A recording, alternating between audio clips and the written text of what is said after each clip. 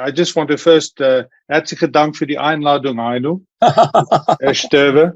Deutsch ist eine schöne Sprache, okay. Aber für Präzision verzeihen Sie mir auf Englisch zu sprechen.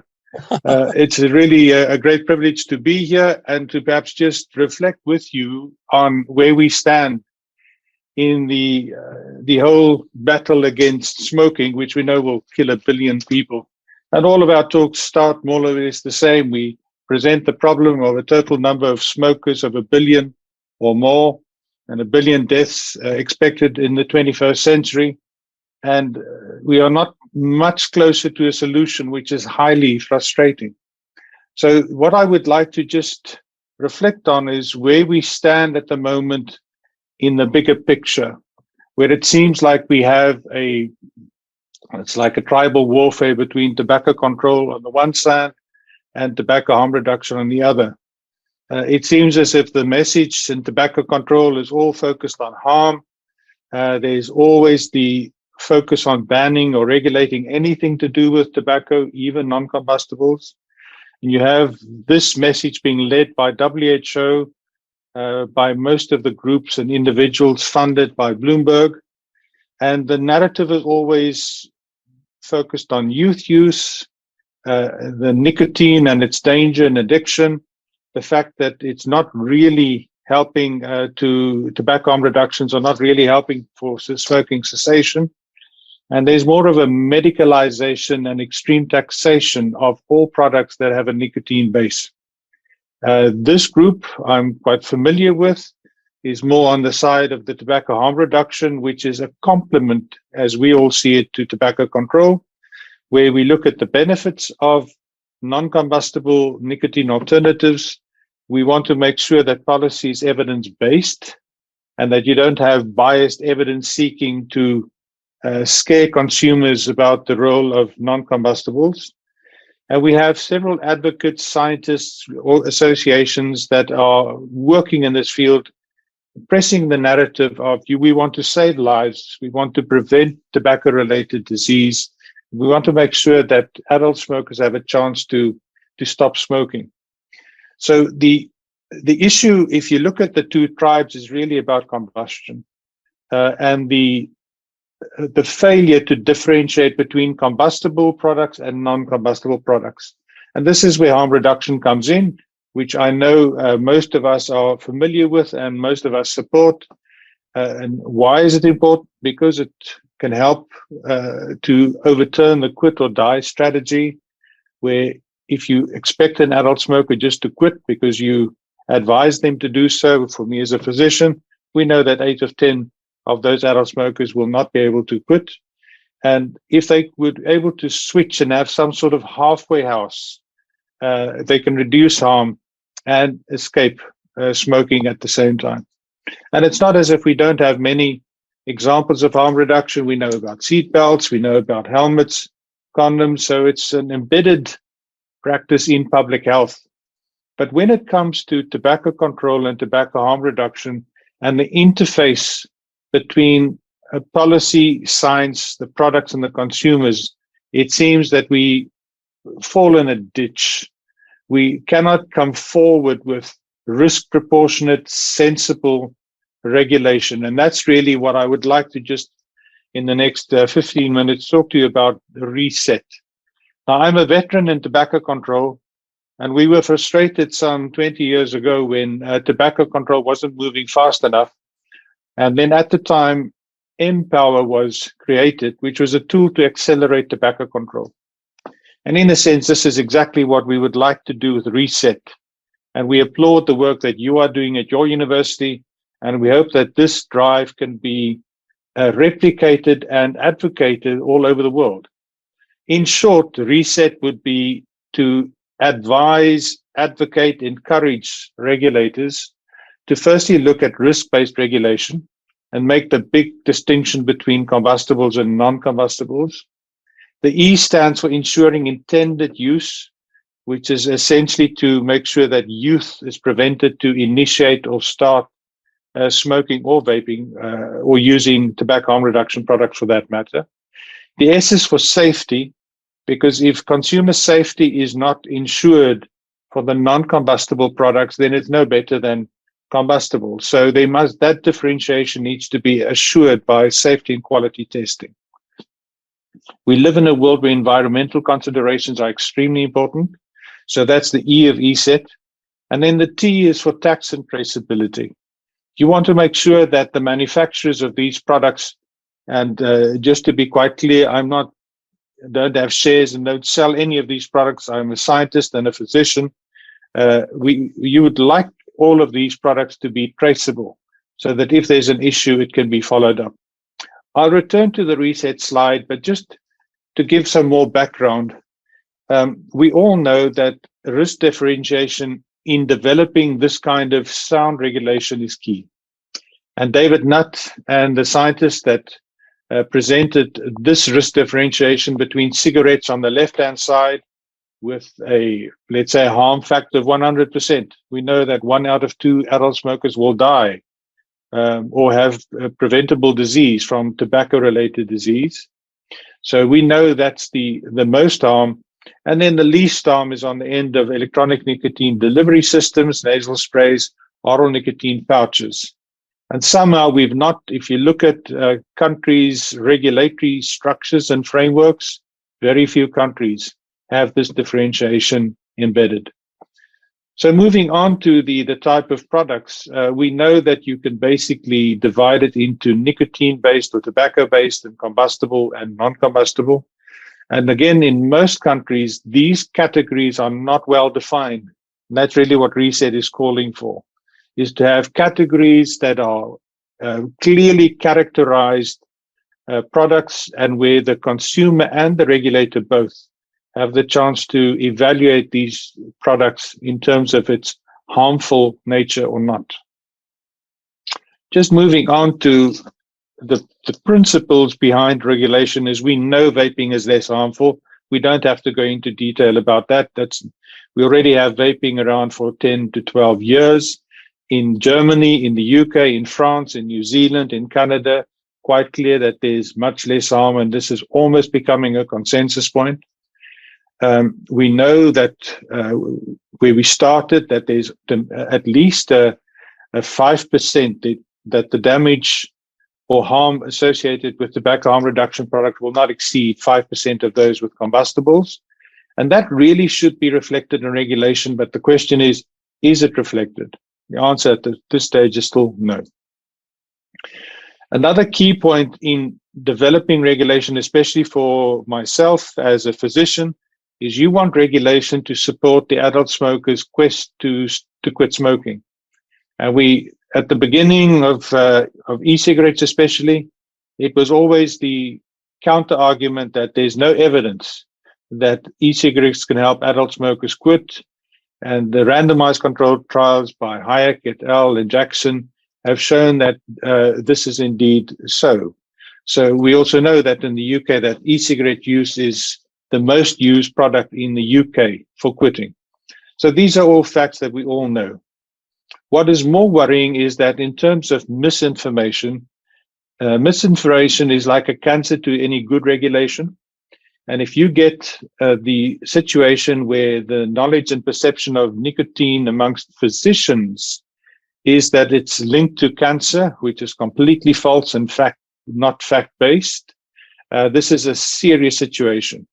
So we want to make sure that regulations loosely based on the reset principles would make sure that there are no misperceptions about nicotine, which is not a killer, not a carcinogen. It is the combustion that kills and not the nicotine. And we know that nicotine in the form of nicotine replacement therapy has been around for 40 years and no issue. So this playing on fear and the lack of good regulation is leading to a situation where you can get these type of images where worms is associated with vaping products or nicotine, which is completely false. It's scaremongering and it's not helpful. So you find a situation that multiple consumer perception studies which show that consumers are unsure about these products. They are fearful that they might be substituting one addiction with another.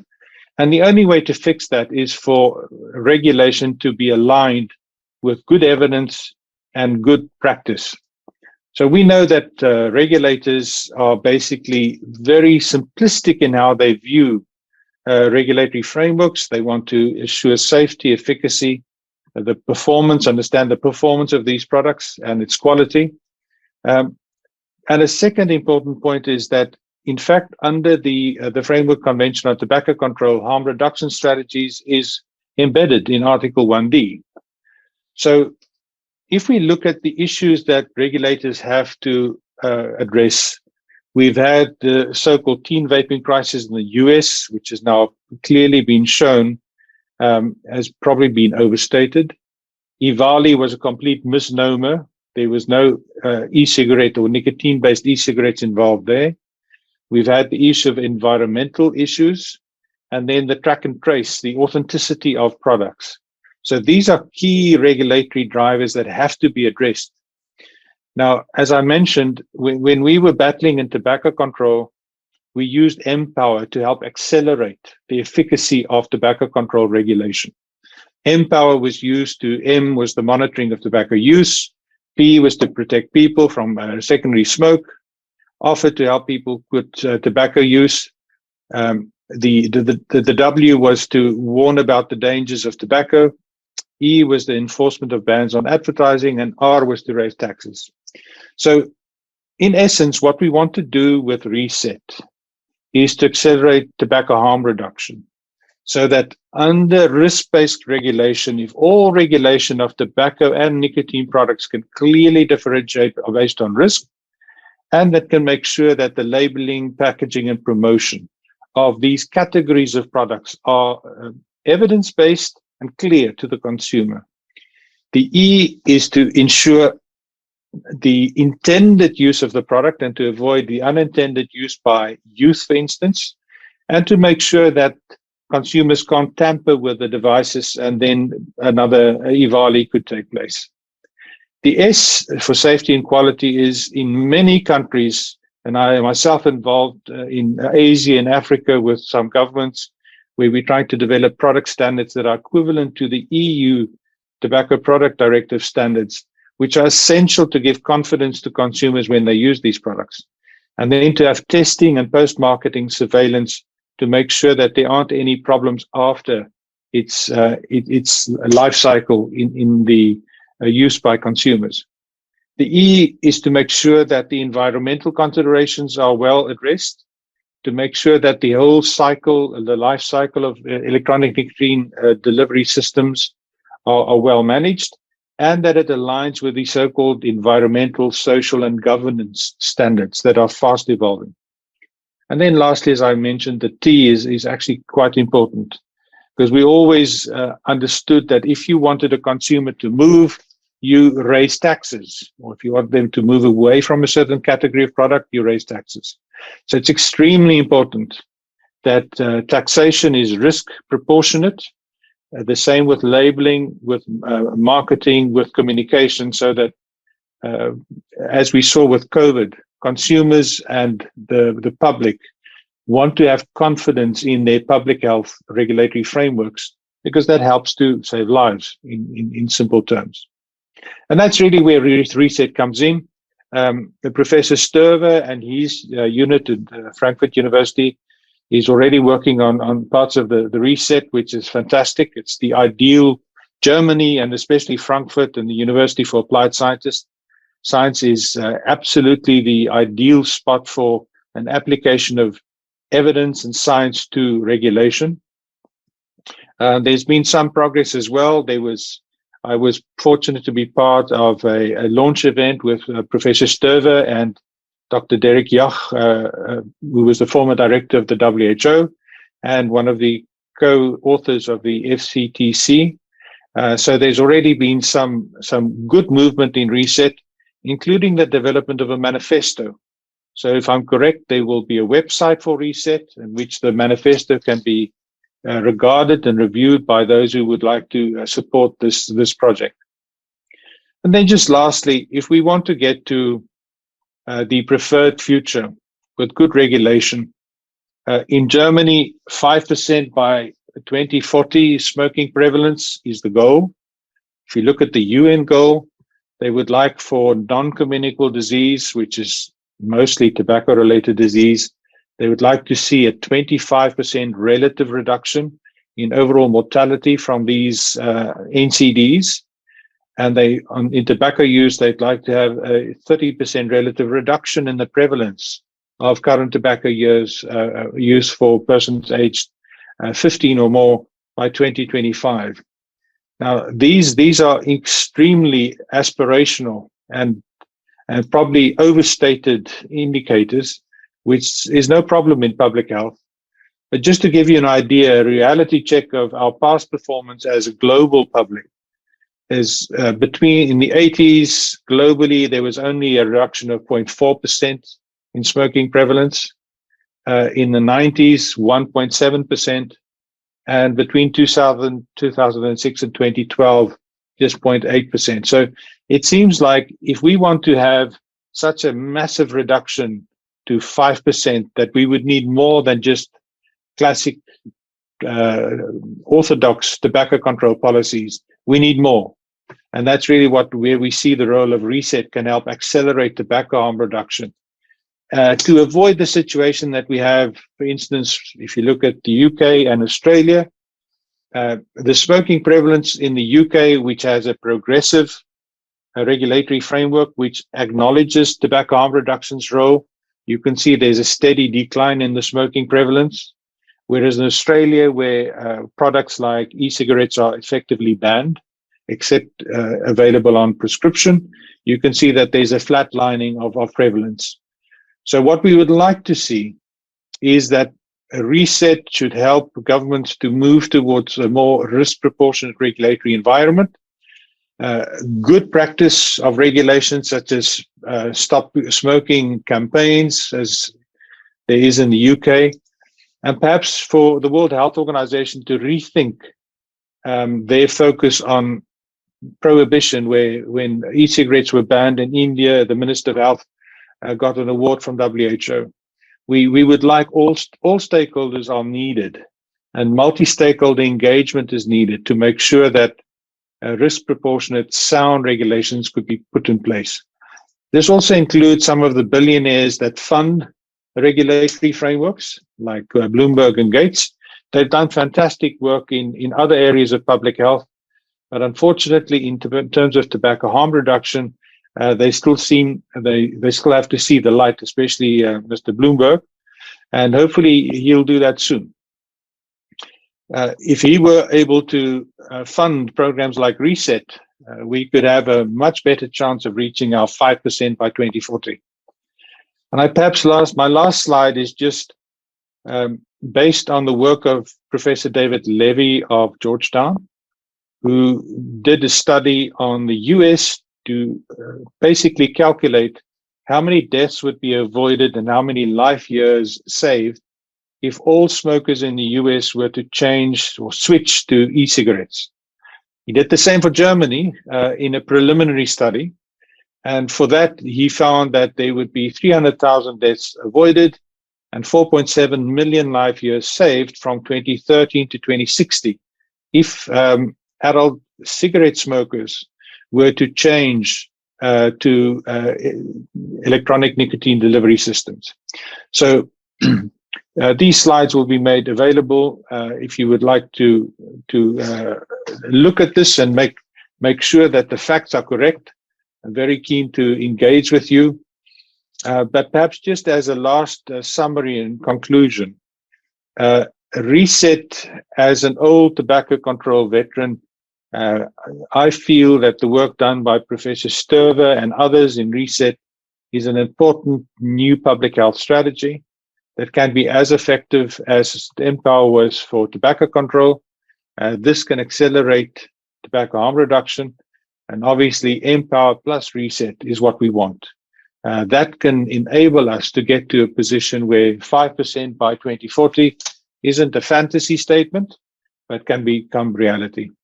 For that, I thank you very much for the opportunity to engage with you. Thank you, Heino. Many thanks, Delon, for this comprehensive overview you gave us from, let's say, global efforts of tobacco control, and you are you have a good overview in many countries of the situation there. Just one question from my side. Do you see, or could you give us some good examples where you can see, let's say, risk proportionate regulations? In Germany, we often point to the UK. Do you think that UK is such an example? Heino, yes, UK definitely. In terms of the 194 member states of WHO, the UK probably has the most progressive and tobacco harm reduction friendly regulatory framework in the world. But because of Brexit, our hope is that Germany will take over the mantle of a risk proportionate framework in Germany.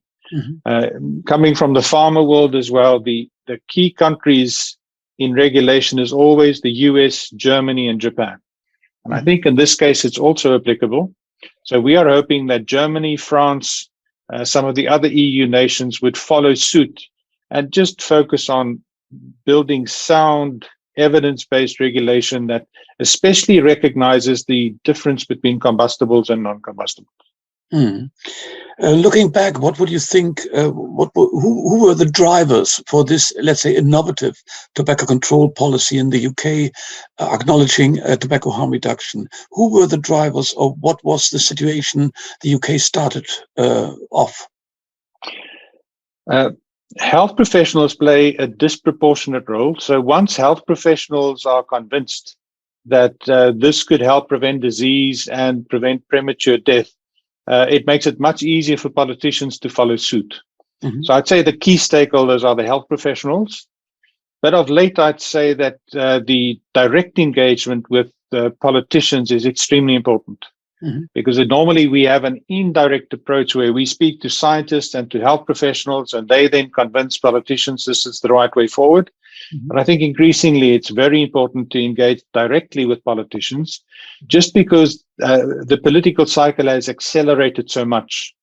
So we need to make science understandable and easy to apply for politicians. So I would encourage all of the colleagues on this call to make sure that when they prepare their tobacco harm reduction defense or advocacy or science, that it is palatable for scientists as well and for politicians as well.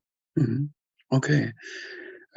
Yeah, that's a good plea, and it's a good recommendation for, let's say, scientists to make their results understandable in a way, and to not ignore, let's say, the scientific basis, as Professor Stork pointed out, that very easily, let's say, in prime time news, let's say, solid data, solid research data have been turned out in a way that is not acceptable.